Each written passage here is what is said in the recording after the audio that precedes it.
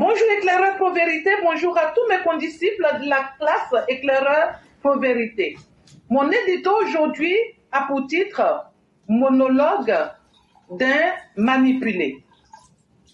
Je suis ivoirien, cela s'entend.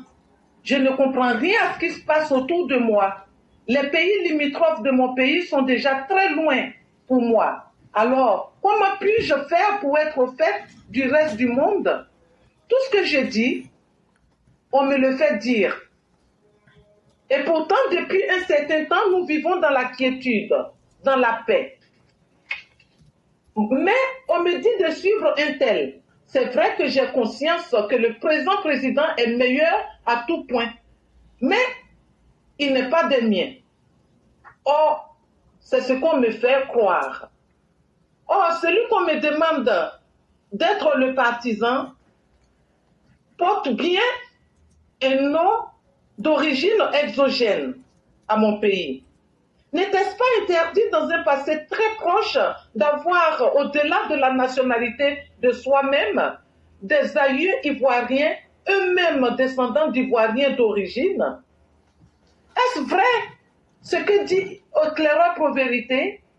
En effet, je l'ai entendu dire que le blanc achète le kilo de fèves de cacao à l'ivoirien planteur à 1000 francs CFA, soit 1,50 €, et qu'il nous revient, une fois que ce cacao a été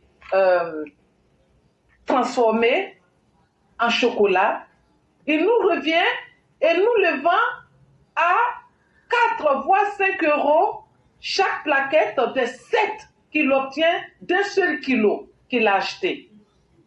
Et même que c'est l'acquéreur qui fixe le prix du kilo en s'arrogeant ainsi le pouvoir des règles de l'échange acheteur-producteur. Ben oui, il dispose de plusieurs fournisseurs de cacao dans le monde. En plus, je mange du pain à chaque repas. Seulement, le prix de la baguette grimpe sans cesse.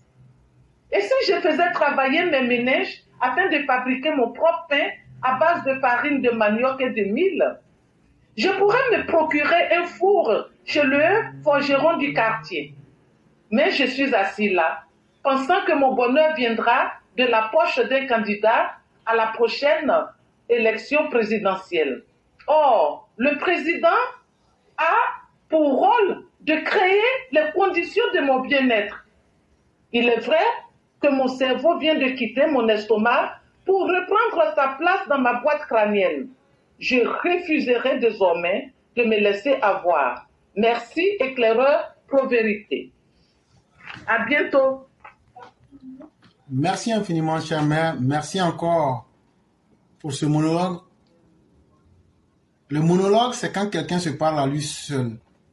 Mono, un, logos. Son contraire, c'est dialogos ou dialogue. Le dialogue commence avec deux personnes où nous échangeons des intelligences, la connaissance, le logos. Dia à travers la connaissance, donc le partage de la connaissance, dialogos. Et quand c'est seul, ça devient monologos, monologue. Et en vérité, il est plus que temps que, à quelque niveau que chacun de nous se situe, prenne le temps de se demander qu'est-ce que je fais pour moi-même d'abord, pour changer ma condition. Et après, c'est quand chacun de nous aura fait ce monologue, quand toute objectivité de notre société pourra avoir une conscience collective correcte. Parce qu'à la vérité, certains, comme tout être humain, mènent ce monologue-là, mais sans jamais se poser les vraies questions.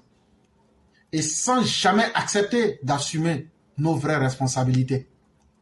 Or, il est de nature que chaque fois que je me pose les mauvaises questions, il est totalement naturel que j'ai les mauvaises réponses. C'est totalement naturel.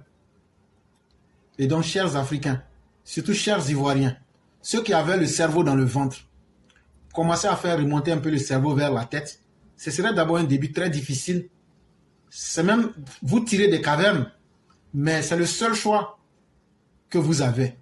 Devenez un peu humain en vous accordant à vous-même la dignité et la valeur d'être des véritables êtres humains. Si vous avez faim, c'est parce que vous ne réfléchissez pas correctement. Si vous avez faim, c'est parce que vous ne réfléchissez pas comme vous devriez. Posez-vous les vraies questions et naturellement viendront les vraies réponses. Qui sera l'artisan de vos vies? Est-ce que ça sera un quelconque président de la République? Lui n'a que la capacité de créer les conditions de façon globale. Mais c'est à chacun de trouver son chemin. Et chers Ivoiriens, vous aurez beau crier que vous avez faim, ce n'est pas moi qui ai faim. Mais pourquoi as-tu faim? As-tu utilisé ton cerveau? As-tu utilisé les éléments de ton environnement pour chercher à changer ta vie positivement? C'est quand tu auras répondu à toutes ces questions-là que tu trouveras la capacité de savoir apprécier ta propre vie. Vraiment, nous disons merci à Mère Blanc de toujours conscientiser nos jeunes gens, de toujours conscientiser nos hommes politiques que leur rôle là, ce n'est pas de faire le bonheur, de remplir le ventre de certaines personnes, mais de laisser leur cerveau vide.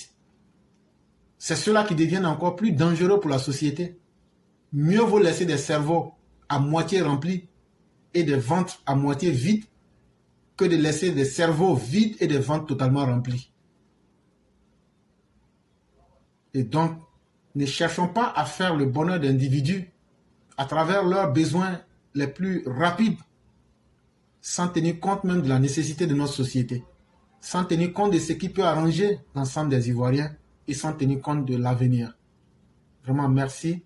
Merci encore à Mère Blanc. Merci à tous les EPV qui ont pris le temps de nous écouter.